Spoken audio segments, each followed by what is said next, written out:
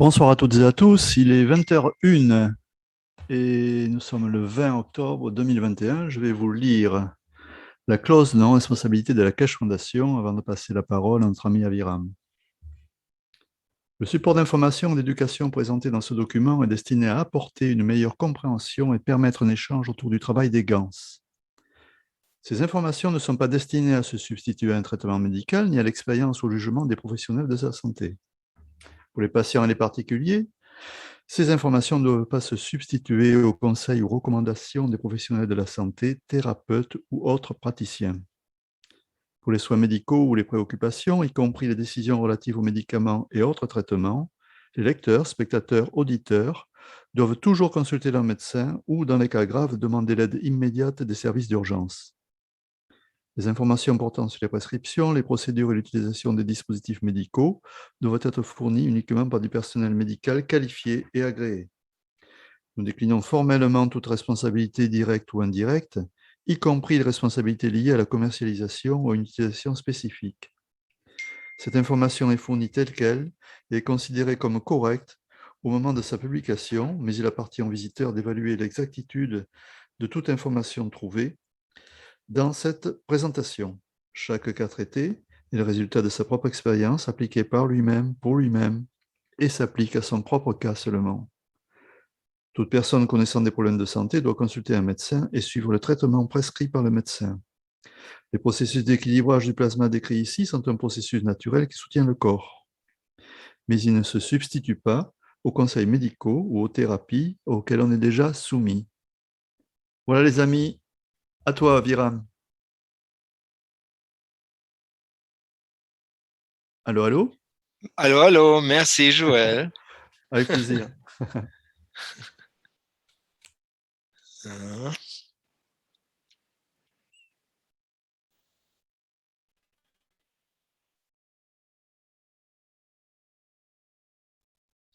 Voilà, vous voyez la présentation et entendez ma voix.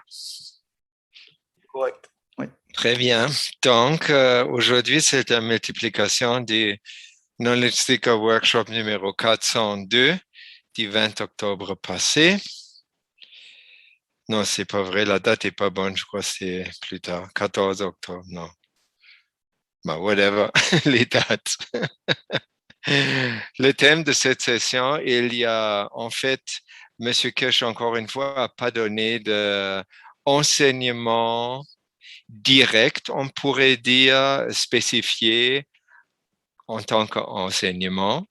Il a emballé ses enseignements dans les descriptifs sur les trois unités d'amélioration qu'il a décrit dans son programme. Et la partie que j'ai le plus aimée de tout ce qu'il a dit, c'était pas de frontières, pas de gouvernement, pas de contrôle. Et ça me remplit de joie parce que c'est exactement ça ce que Aviram souhaite du fond de son cœur et de son âme, que les frontières, c'est comme par exemple maintenant, cette émission ne vient pas de San Juan de la Laguna, mais elle vient de San Cristóbal de las Casas en Chiapas, c'est une province du Mexique, parce que après 3 mois de séjour au Guatemala, tous les gringos, les touristes, doivent sortir du pays, mais pas n'importe quel autre pays voisinant, seulement le Mexique, parce que les autres pays comme Nicaragua et Honduras font partie d'un autre agglomérat centro-américain de corruption qui fait que si on va là, ça compte pas. Et on arrive au Mexique et à la frontière, on doit payer une taxe de 1200 pesos. Ça revient à, je sais pas, quelques centaines de dollars, comme 100 dollars, pour être là. Et en même temps, tous les services qu'on prend au Mexique, il y a des taxes comprises. Donc, on paye comme une taxe aussi pour qu'on peut rester vivant au Mexique, j'imagine. Donc, toutes ces choses-là vont tomber après le 6 juin. Et M. Kirsch, dans cet enseignement, nous dit comment ça va se faire. Alors, la capsule centrale de ce programme-là, cette multiplication, c'est comment les unités d'amélioration fonctionnent-elles. On commence avec les bonnes nouvelles. M. Kirsch a repris la capsule sur le sabotage et le chantage de quelques personnes au sein de la Fondation Kirsch qui étaient achetées par d'autres organismes, entre autres le Cercle Rouge, Red Circle, de pédophilie, pour nuire ou stopper les activités de la Fondation Kirsch. Et nous le savons que c'est trop tard parce que il y a déjà trop de divulgués et comme par exemple l'unité d'amélioration de vol spatial est déjà en production en Chine, c'est-à-dire le prototype pour prouver que ça fonctionne est déjà dépassé. Donc maintenant, la production commerciale a commencé. Plus tard, plus de détails sur ça. Alors, des personnes on peut deviner comme une personne, c'est probablement son ex-femme. Et la deuxième, une autre personne, je ne sais pas. Il y a toujours des personnes qui sont très mentionnées dans la Fondation Kirsch et tout à coup, ils disparaissent. C'est ça. Donc, on va voir, je crois le 21, c'est demain, ils vont divulguer les noms ou pas, je m'en fous en fait, parce que ce que je trouve, la réponse de M. Kirsch à ça, pourquoi il ne donne pas plus de détails, nous enseignons davantage, quand toujours, de cette manière, nous ouvrons la voie à un avenir éthique et juste. Donc, c'est intéressant pour nous de nous rendre compte de la façon comment M. Kirsch travaille.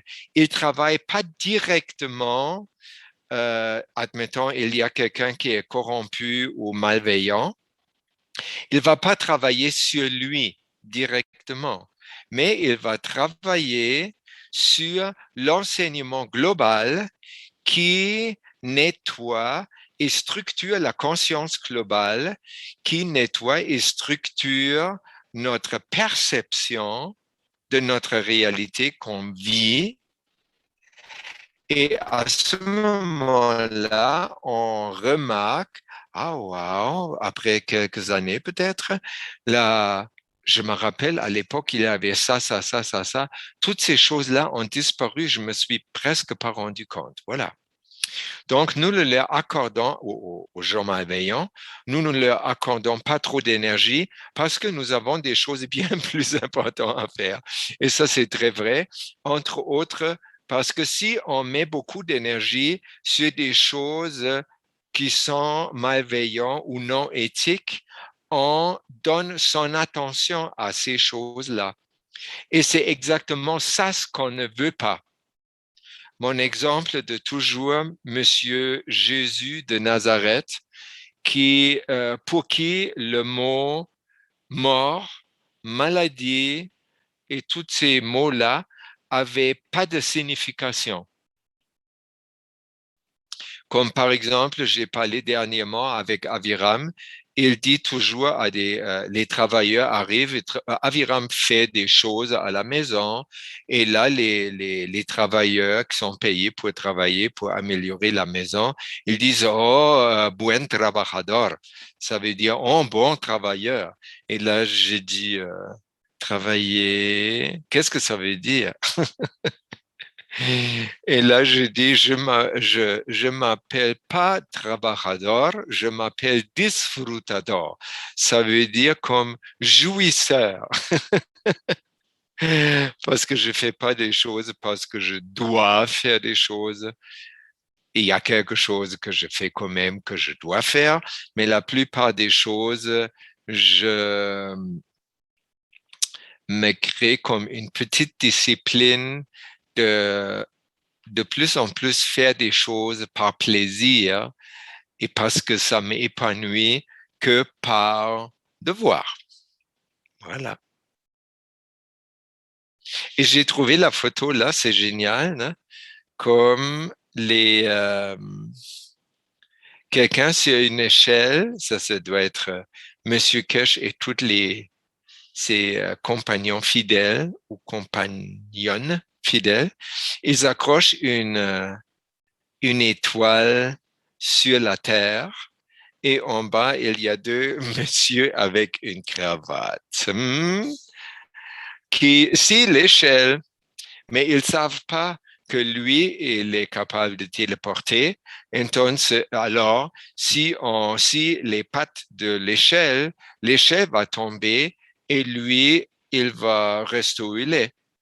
Il va descendre tranquillement et lentement pour toucher super doucement à la terre. Chérie. Voilà. Première super bonne nouvelle.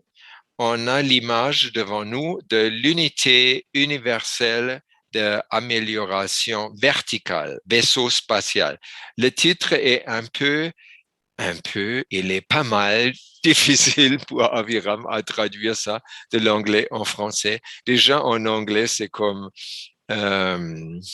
Universal Spaceship. Oh, je me rappelle pas, mais quand vous voyez c'est comme une cabine de douche.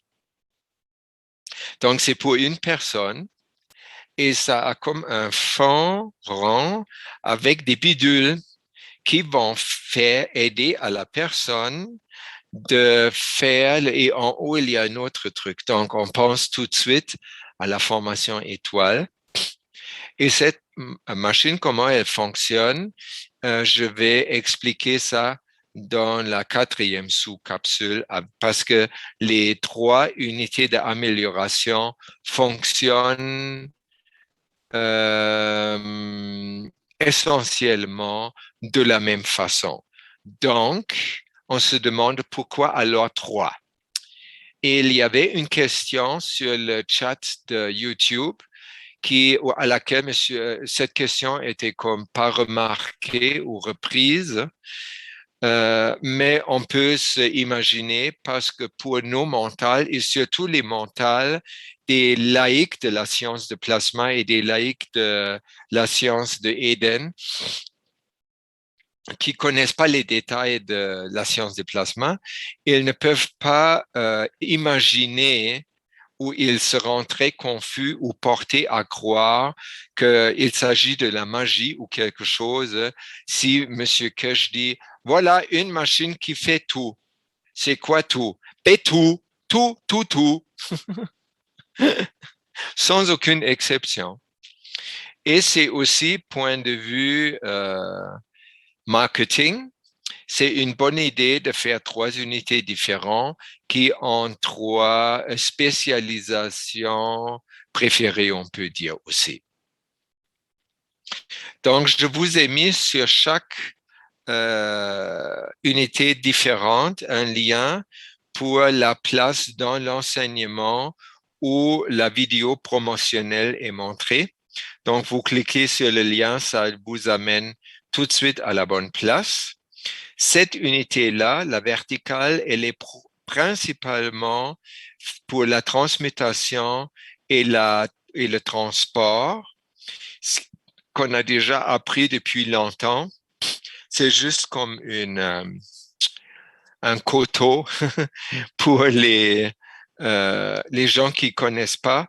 Pour nous, les non-laïcs de la science du plasma, transport et transmutation, c'est exactement la même chose parce que ça passe par la transmutation d'un élément physique, notre corps, ou une marchandise, ou un autre élément de l'univers, par la dissolution du corps physique, de la partie physique, et là se fait entre guillemets, un transport qui va pas à travers un espace et qui va pas à travers le temps. On a assez expliqué ça dans les dernières multiplications pour au point de la destination redevenir matière.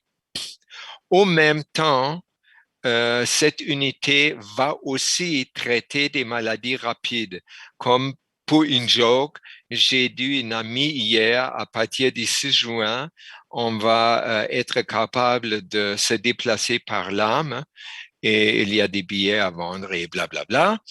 Et cette amie-là, elle a beaucoup d'arthrose et j'ai dit à elle, si tu fais ce voyage-là, c'est quasiment impossible de continuer à avoir l'arthrose après le voyage. Pourquoi? Parce que quand le corps se dissout et est suspendu, la transmutation dans un autre endroit se fait. La rematérialisation à l'autre endroit ne peut pas être pas à la norme. C'est-à-dire, au même temps, tu vas guérir, peut-être ne pas tout de suite et complète ou totalement, parce que on reconstruit notre mental aussi. Et je crois le mental est coriace et ou la personnalité, elle ne va pas, le libre arbitre va un peu avoir la misère à lâcher toutes les mémoires de sa personnalité pour permettre, par exemple, le, que le corps et le mental seront entièrement et totalement à la norme lors de la recréation au point de destination. Cette machine-là, ce système, j'aime pas le mot machine et je vais expliquer pourquoi. Est exposée à l'INS déjà. Donc, on peut la voir, elle est physiquement là. D'ailleurs, la photo est prise à l'INS. Elle se vend à un montant de 250 000 euros. Donc, même si on n'a pas beaucoup envie de voyager sur la Lune ou ailleurs, moi, j'ai très beaucoup envie de voyager. Juste pour, comme par exemple, de San Juan La Laguna à San Cristobal, ça nous prend de 6 heures le matin à 8 heures le soir. Et c'est des bus publics que c'est comme des vieilles bus d'école américaines qui vont rouler ici sur les routes de Central America jusqu'à ils meurent complètement. Donc, les ressorts et toute la suspension et les mufflers et tout ça, c'est déjà scrap. Donc, le voyage est souvent une torture. Et une fois, on peut voyager par notre âme chérie. On peut être super content parce qu'on perd aucune seconde et on est là à la destination tout de suite et en meilleure santé qu'en partant. Ça, c'est bon.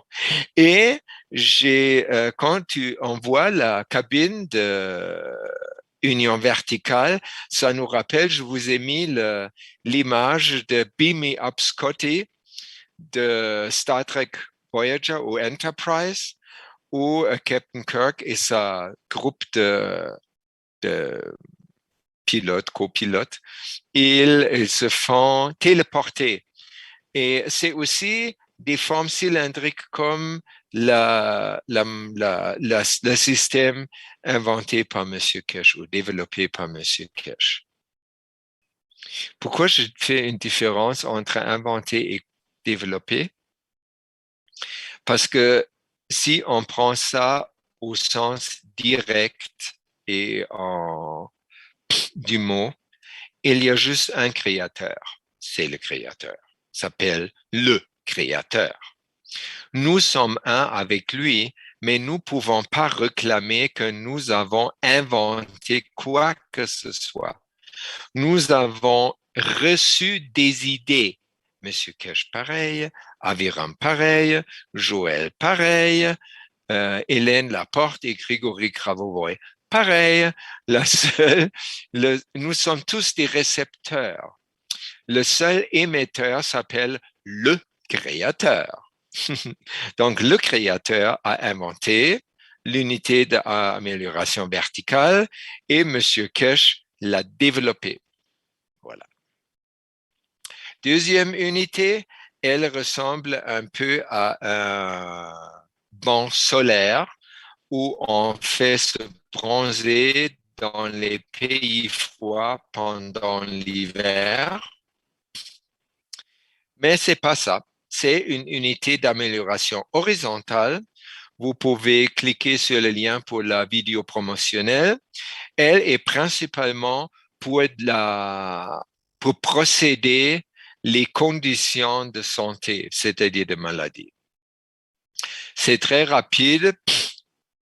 Ça conserve, comme toutes les unités, tous les produits de plasma, la conserve la liberté individuelle entièrement, c'est-à-dire les traitements de maladie se font si la personne qui se soumet à ce traitement entre volontairement dans cette unité 1 et deuxièmement est ouvert à ce traitement, ne résiste pas. Et vous allez écouter plus tard. En fait, on a déjà la plupart des choses que je dis aujourd'hui, on a déjà dit avant parce que M. Cash les a déjà mentionnées dans le Zika Workshop avant. Cette unité-là aussi, elle est exposée à l'INS et elle se vend à un prix d'un demi-million d'euros. C'est pas des machines.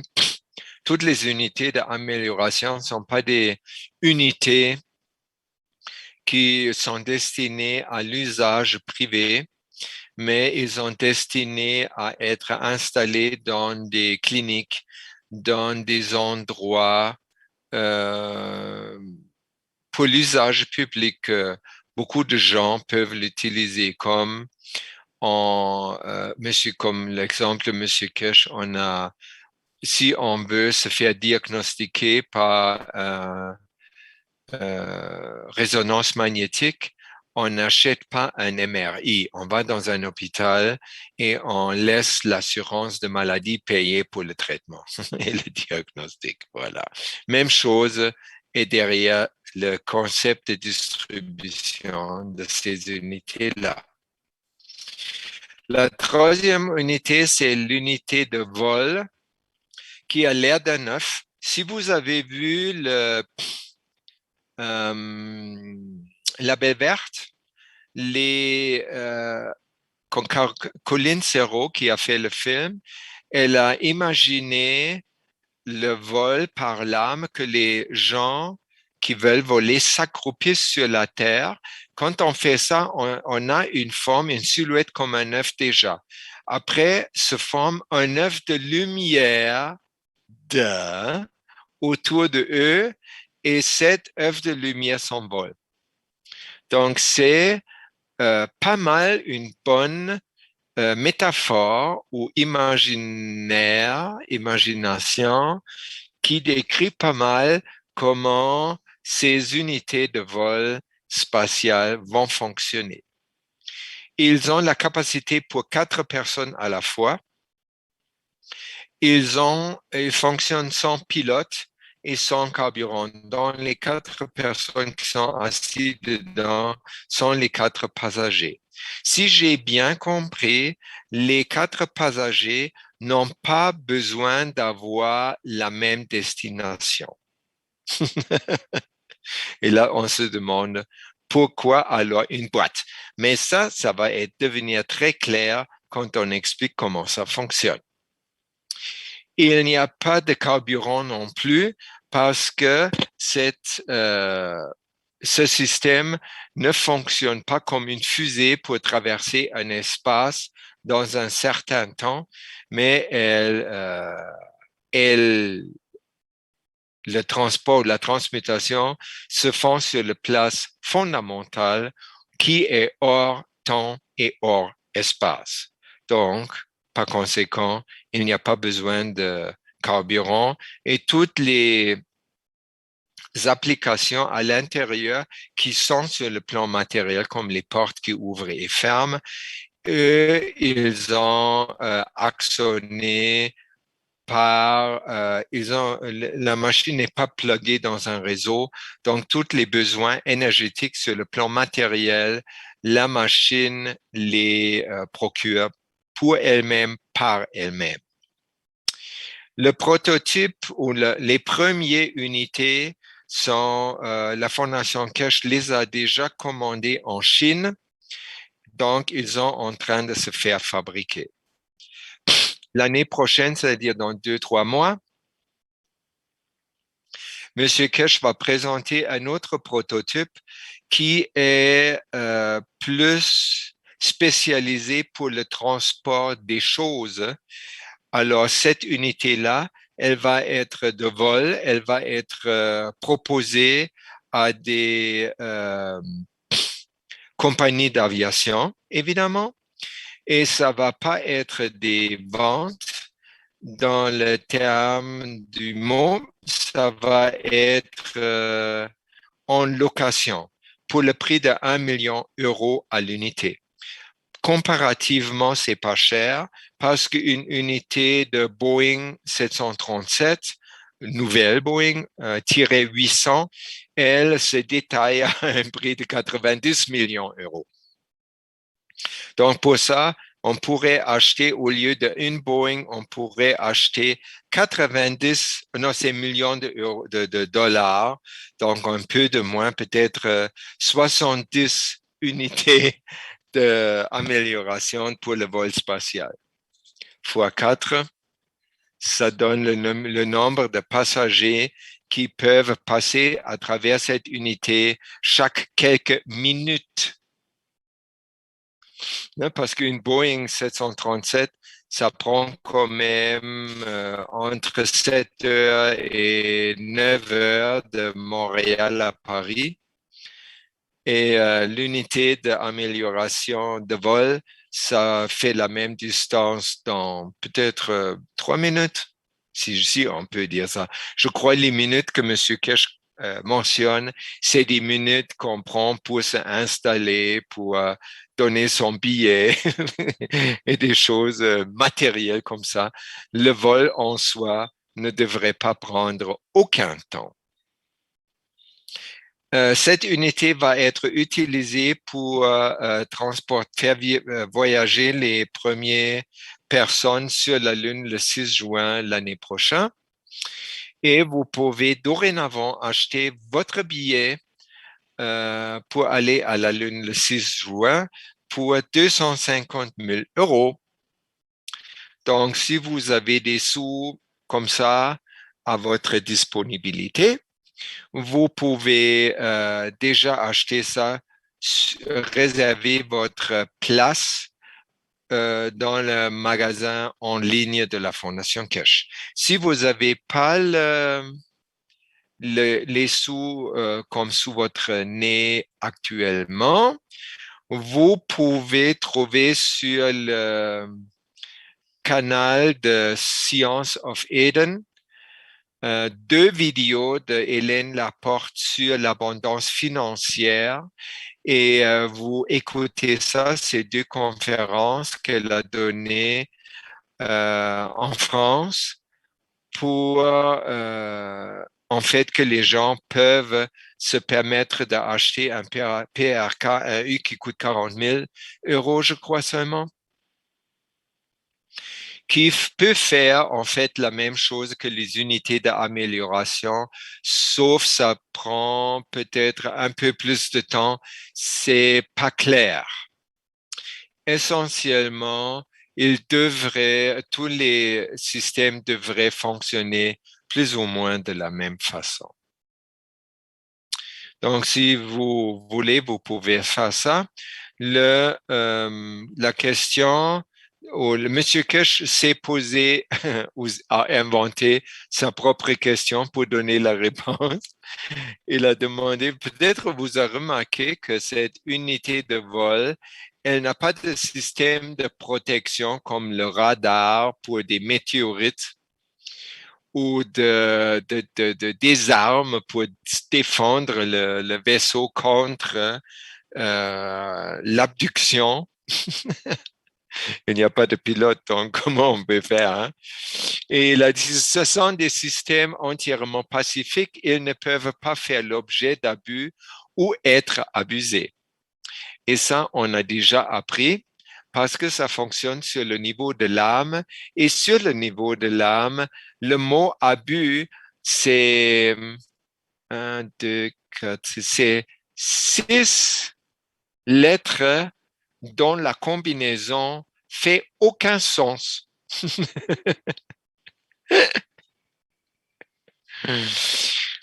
Ensuite, il a détaillé, il a donné comme un autre enseignement qui nous fait comprendre le ciel nocturne beaucoup plus. Il dit quand on regarde le ciel nocturne, on pense, comme sur l'image là, tous les points lumineux qu'on voit, c'est des étoiles. Mais non, il y a beaucoup des points lumineux parmi ces points lumineux qui ne sont pas des étoiles, mais qui sont des installations d'unités de vol comme cette unité que la Fondation Kirsch vient de sortir. Si on a, par exemple, on peut utiliser 4 de ce genre de système et les installer dans une forme de cube. Ça a l'air de ça.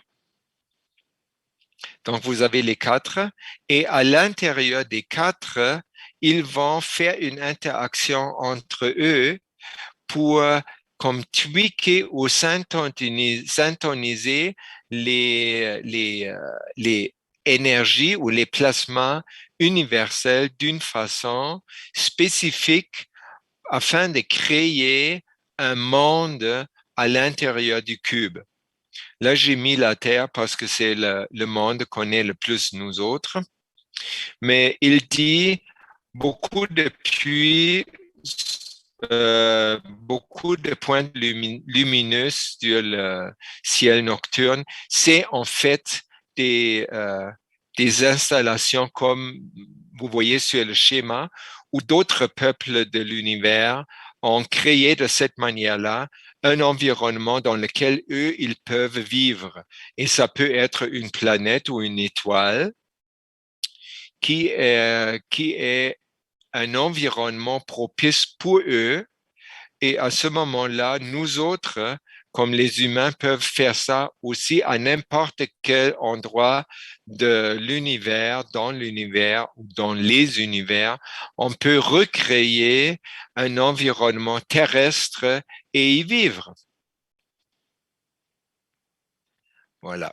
Donc, c'est un propos, qu'est-ce qu'on peut faire ou une qualité que ces unités de vol ont aussi. Voilà, le thème principal ou la capsule principale d'aujourd'hui, comment ça fonctionne. Toutes les unités verticales, horizontales et unités de vol, ils créent un champ à l'intérieur de eux équilibré entre l'âme, le libre arbitre, la personnalité, le mental ou l'âme de la forme physique, comme on appelle, et le corps. Et cet champ équilibré a un effet très spécifique à la personne qui se met à l'intérieur de cette unité-là. Parce qu'elle nous fait expérimenter notre trinité en forme de unité. C'est-à-dire, on est dans ce champ spécial créé par le système d'amélioration. Et dans ce champ, on peut expérimenter notre libre arbitre en parfaite harmonie avec notre âme, avec le Créateur, parce que notre âme fait partie du Créateur. Je vous ai montré ça. Vous avez la sphère bleue qui symbolise notre âme ou ou le Créateur, le corps humain et l'âme de la forme physique qui est la sphère orange. Et toutes les trois sont différents aspects, on pourrait dire, de la même entité. Alors ça nous fait expérimenter, si vous avez suivi d'autres enseignements spirituels, ça nous fait expérimenter l'unicité tout court. C'est juste que l'enseignement de M. Kesh et de Grigory Grabovoy dans les dernières semaines était ciblé pour nous détailler plus qu'est-ce que c'est cette unicité dont beaucoup d'écoles spirituelles parlent. Maintenant, on le sait, c'est le parfait équilibre des champs plasmiques entre l'âme de la forme physique et le corps, et ça veut dire aussi qu'ils ne sont plus distinguables entre eux. Et la conséquence de ça, c'est nous allons vivre un moment de simplicité, facilité et félicité absolue. Comme on l'a vécu des fois, si vous avez déjà vécu un Satori, vous savez de quoi je parle. C'est des moments de béatitude qui arrivent sans aucune raison. Tout à coup, vous vous retrouvez comme hors du temps, hors d'espace, et vous avez aucune motivation de rien faire et vous êtes juste complètement comblé et heureux sans aucune raison. Et ça équivaut à une transmutation du libre arbitre d'un maître mécontent parce qu'il n'est pas content parce qu'il ressent au fond de lui je suis pas fait pour être un maître, j'ai pas les données, j'ai pas les capacités, je ne suis pas l'âme. J'ai besoin de l'âme, parce qu'elle sait, moi, je sais faire, mais je ne sais pas quoi faire. Donc, j'ai besoin de l'âme.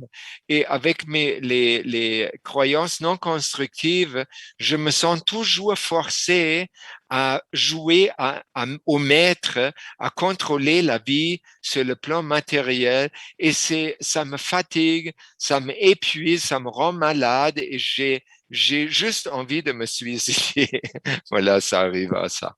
Mais maintenant, dans cet environnement équilibré complètement, dans cette apothéose de simplicité, facilité et félicité, il devient tout seul et tout naturellement le serviteur parfait. Et là, il sourit, il saute de joie, il est complètement, pour la première fois depuis 8000 ans, il se sent à sa place. Et quand on parle des unités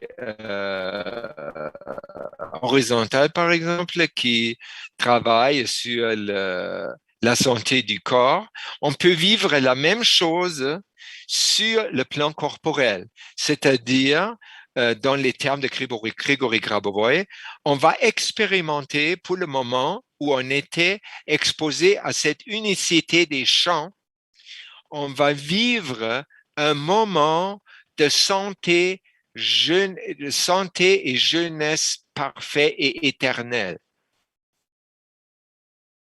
Et notre libre arbitre, c'est toujours, notre corps va tout de suite reconnaître ça et tout de suite, il va mobiliser toutes ses forces pour se guérir, pour se réadapter à son prototype originel. Et notre mental qui intervenait toujours avant, non, non, non, c'est moi qui sais quel supplément prendre.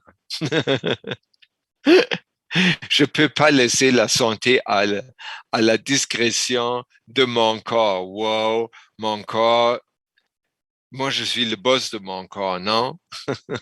Ouais. Alors à ce moment-là, le corps, il se reconnecte tout naturellement et la chose la plus extraordinaire et qui nous ouvre le portail vers un nouveau monde finalement, c'est que notre libre arbitre peut voir, wow, quand je laisse faire l'âme gérer mon corps, j'ai beaucoup plus de temps, j'ai pas besoin de le faire et je ne sais pas comment faire.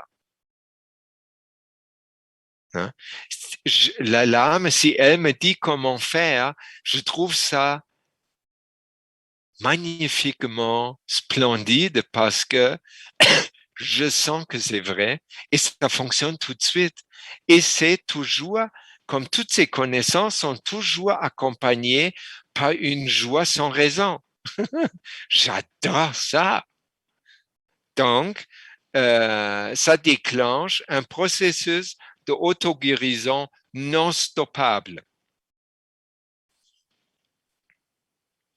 Et ça fait que à l'intérieur de nous, sur le niveau psychologique, on pourrait dire, ou sur le niveau essentiel, vraiment, ça transforme le devoir de contrôler notre vie avec la culpabilité de n'en pas être capable, parce qu'on n'est pas capable. Le libre arbitre a la mauvaise place pour gérer notre vie, peut pas.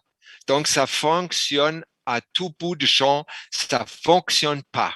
Pour ça, on est toujours malade, on tombe, on a des accidents, les affaires marchent pas et blablabli, blablabla. Hein? C'est le faux devoir de qu'on pense qu'on devrait contrôler sa vie. Et ensuite, la culpabilité. Culpabilité, c'est un mécanisme très simple qui arrive, qui va en pair avec tous les idéaux. Un idéal, par définition, c'est un état qu'on ne peut pas atteindre. La réaction de la psychologie humaine, c'est culpabilité, tout de suite, toujours. Donc, on ne peut pas éviter la culpabilité en travaillant sur la culpabilité. Comme M. Kesh ne travaille pas sur ceux qui font chantage et sabotage pour la Fondation Kesh.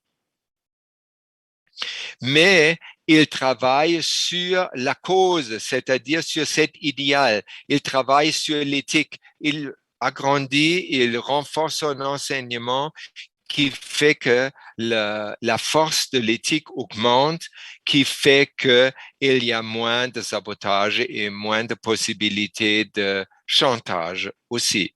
Et tout ça, ce mécanisme néfaste de vouloir contrôler sa vie qu'on ne peut pas avec la personnalité et la culpabilité qui va avec, tout ça se fait remplacer par le bonheur illimité de la confiance totale que tout fonctionne tout seul déjà. Et ça, c'est le truc le plus impossible pour nous à comprendre. On peut le comprendre comme maintenant, quand vous me suivez sur le plan émotionnel plus, vous allez avoir eu un petit sentiment. Ben oui, c'est impossible. Et comme une joie précoce de cet état dans lequel vous êtes quand on fait complètement confiance et on accepte complètement que la vie prend soin de la vie. Nous sommes créés à l'image du Créateur. Est-ce que le Créateur a besoin de contrôler sa vie, de se protéger, de gagner de l'argent pour la bouffe et tout ça? Non. Nous non plus. Les canards non plus. Donc, ça, c'est une bonne idée de se rappeler le plus souvent à ça. Et quand on fait ça le plus souvent, à la longue, ça fait le même effet qu'une visite pour 250 000 euros dans l'unité d'amélioration ou le PAK1E. Dans le même contexte, M. Kesh dit, et il dit ça avec emphase, je veux que vous retenez que l'unité d'amélioration horizontale qui va aider à procéder des conditions de santé n'est pas une unité médicale. Pourquoi? Parce qu'elle ne guérit pas de maladie. Elle n'accepte pas de maladie. Elle travaille sur la reconnexion. Elle met l'attention sur le prototype original qui est à la norme. Quand quelque chose est à la norme, il n'y peut pas avoir de maladie ou de défaut, quoi que ce soit, même pas un nombre de. De cette manière, ces unités-là ne guérissent pas. Ils juste enlèvent une illusion superposée, ce que Hélène Laporte appelle des parasites perceptionnels. Nous sommes au fond éternellement jeunes et en parfaite santé, adaptés à 100% à la situation dans laquelle nous trouvons. Toute déviation de ça n'est pas réelle, mais seulement perçue par le parasitage de la conscience collective qui est non structurée. OK? C'est très important que Aviram met ça dans sa tête, que c'est ça la logique. Parce que cette logique, elle dit clairement aussi, décrit en soi la bonne façon d'améliorer des situations. La bonne façon, c'est la structuration de la conscience. La structuration de la conscience individuelle qui structure par notre liaison entre nous, tous les hommes et tous les éléments de l'univers, la conscience universelle qui gère notre perception. Donc, si on veut changer notre perception de malade à éternellement jeune et en superbe santé, on doit faire ce travail-là. On travaille sur la structuration de notre conscience qui structure la conscience collective augmentée par notre attention de le faire. Hein? On a en arrière de la tête ou même en avant aussi, on travaille sur une maladie, notre propre arthrose, notre propre sclérose en plaques, notre propre infection COVID-19.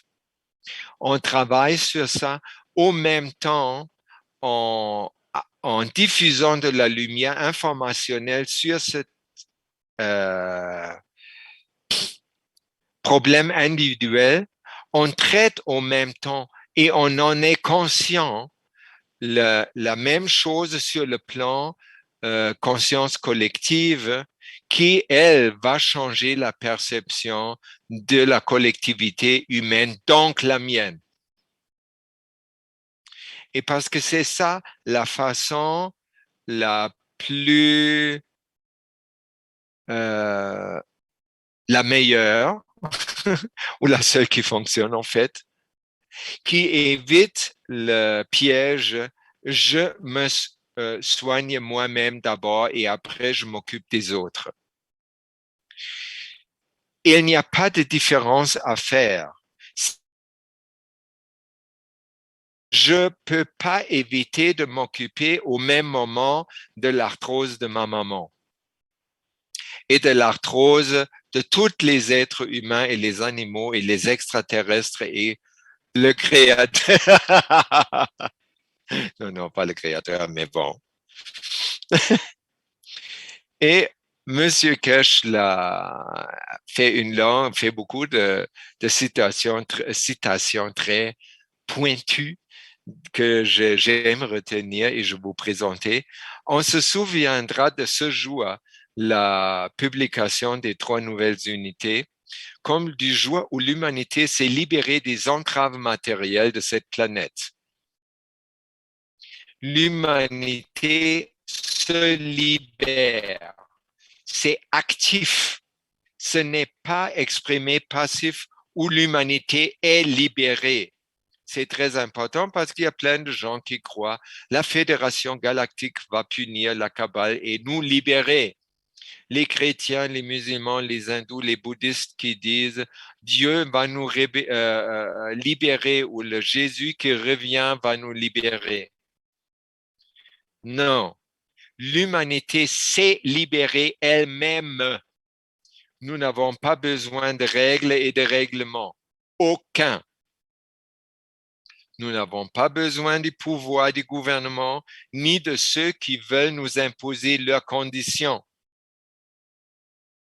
On peut juste dire non, merci. Avec cette unité, l'homme devient libre des conditions matérielles de cette planète et en même temps membre de la communauté universelle. Et après, le slogan de ce programme-là, pas de frontières, pas de gouvernement, pas de contrôle.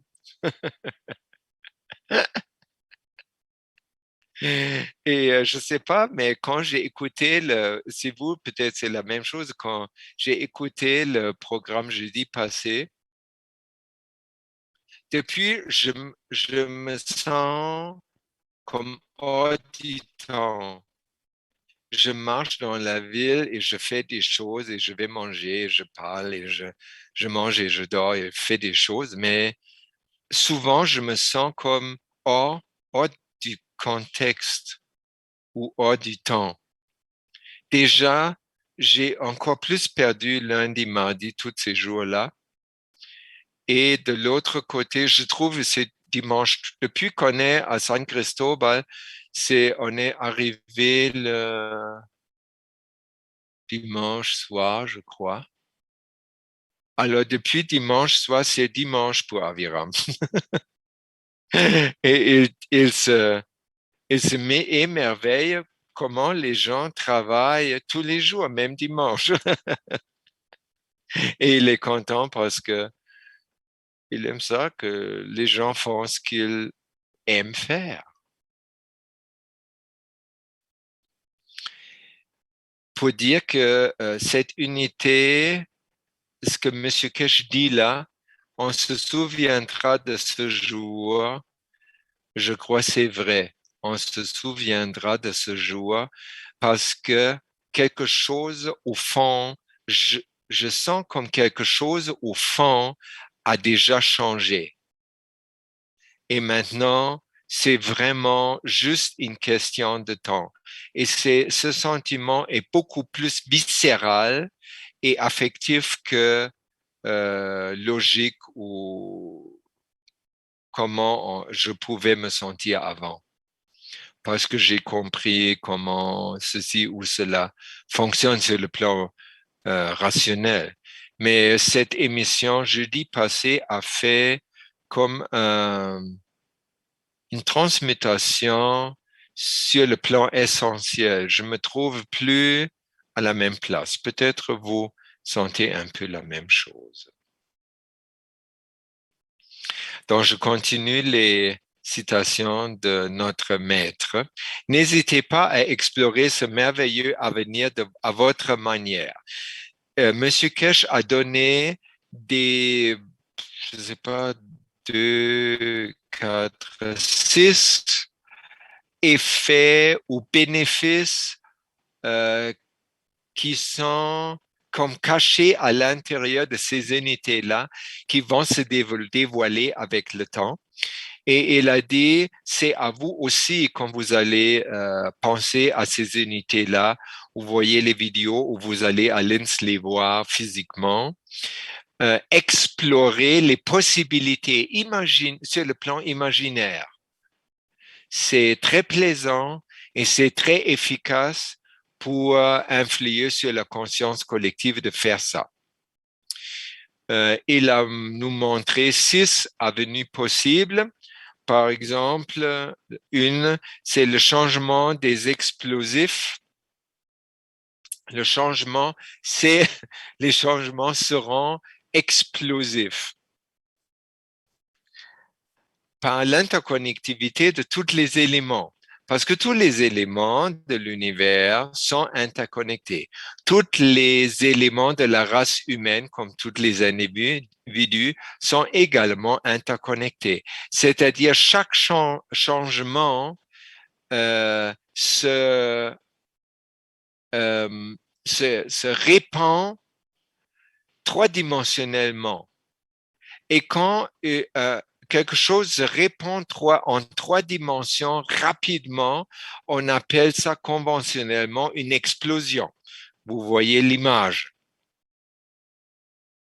Parce que c'est pas linéaire, c'est pas un change et après l'être humain à côté va changer et ainsi de suite, ça fait la queue le non.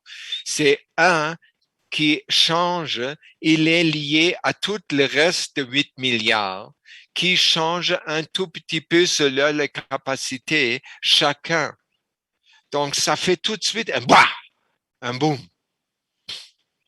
Dans les unités interagissent avec aussi ces unités-là et tous nous qui sont affectés par ça, on interagit avec notre environnement.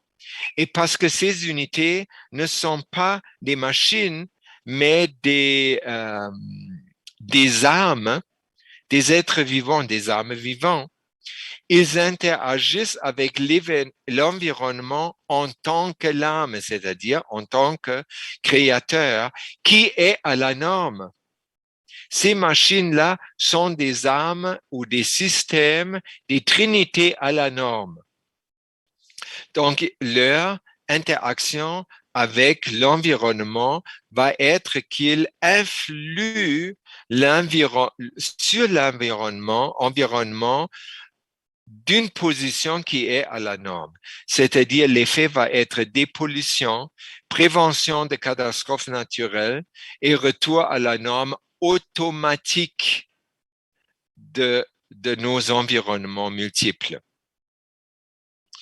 Et en étant que ce sont des vaisseaux spatiaux qu'on va utiliser aussi pour voyager bien au-delà de la Lune, dans l'espace lointain, j'aimerais par exemple très beaucoup aller visiter les Mayas où nous habitons maintenant. Ils disent qu'ils viennent des Pléiades. C'est une formation d'étoiles qu'on voit dans le ciel nocturne et c'est très lumineux. Et ça peut-être c'est pas une étoile ou 3 étoiles, c'est peut-être des unités qui créent un environnement où les Mayas pouvaient vivre parce qu'ils disent ils viennent de là. Et moi, j'aimerais y aller pour voir d'où je viens parce que nous avons décidé que nous sommes des Mayas gringos, des Mayas roses. Donc, si on veut aller si loin, ça prend que ces unités s'occupent aussi de notre santé, de notre énergie, de notre nutrition, etc. Donc, ça va créer, ils sont en même temps des systèmes oasis dont M. Kesh a commencé à parler il y a 5-6 ans. Ensuite, le voyage sur la planète, les unités peuvent évidemment être utilisées pour le voyagement sur la planète également, fait que toutes ces unités, chaque passager de cette unité ne va jamais traverser une frontière parce qu'on ne passe plus par là. Les unités de vol spatial, ils font la téléportation entre le point où je suis actuellement et le point de destination. Et il n'y a pas de point intermédiaire.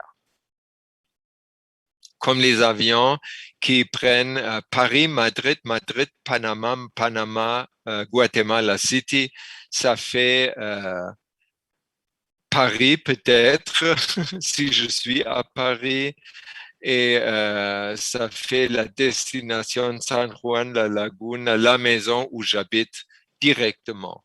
Donc, il y aurait personne qui va passer par les frontières.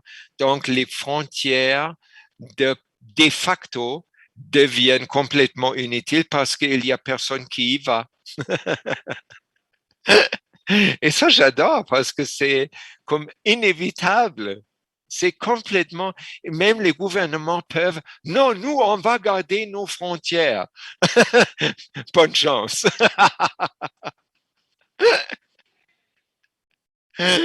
Donc, ça fait que notre but principal de créer une nation, une race, une planète se réalise comme un effet secondaire.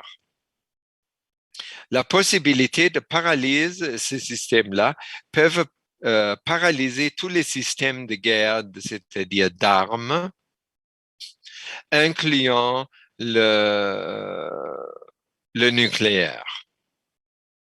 Et le plus important, l'éthique prime naturellement, c'est-à-dire la personne, parce que la personne qui entre qui s'expose au fonctionnement de ces unités-là, elle va se voir transposée sur le plan de l'âme, et là, l'éthique prime. C'est inévitable. Donc ça, ces machines-là vont avoir un grand effet sur les prisons, les institutions psychiatriques et évidemment les arrogances de tous les soi-disant dirigeants que nous avons élus pour nous gouverner, pour nous faire gouverner. Pourquoi on ne les appelle pas gouvernantes? Donc, naturellement, les prisons, les institutions psychiatriques et les politiciens arrogants vont disparaître. Pas disparaître parce qu'ils vont être exécutés ou dématérialisés. Non, pas nécessaire. Ils vont juste devenir éthiques. Et qu'est-ce qu'ils ont fait avant? Ils ont juste seulement oublié. Comme si ce n'était jamais, ce s'est passé jamais.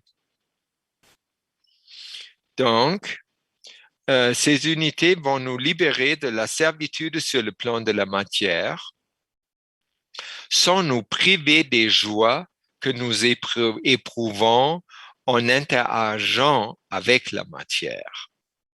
Et quand on regarde tous ces bénéfices potentiels, on voit, M. Kesh utilise en fait notre avarice, énergie libre, plus besoin de manger, voyagement qui coûte rien, ni en temps, ni en argent, ni en espace. Notre paresse, mais au lieu de 8 heures de bus, je fais clic. Et notre peur pour changer le monde. Et ça, c'est une façon très intelligente, en fait, parce que vu que notre conscience collective prime pour le moment encore dans sa façon non constructive, c'est très clever d'utiliser cette même conscience collective et ses détails et composants pour introduire les nouvelles connaissances. Un, un mot final avant de terminer cette séance sur l'éthique qui prime naturellement. La visite ou si nous nous exposons au fonctionnement de ces unités-là, quelque chose de très drastique va changer en nous. Avant, nous pensons d'avoir une âme, comme nous pensons que Dieu existe.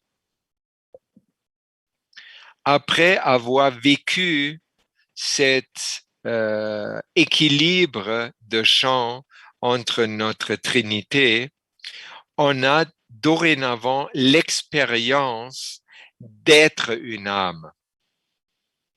C'est un plan de vie complètement différent et irréversible. Donc, ça ne prend pas 25 fois payer 250 000 euros, ça prend une fois.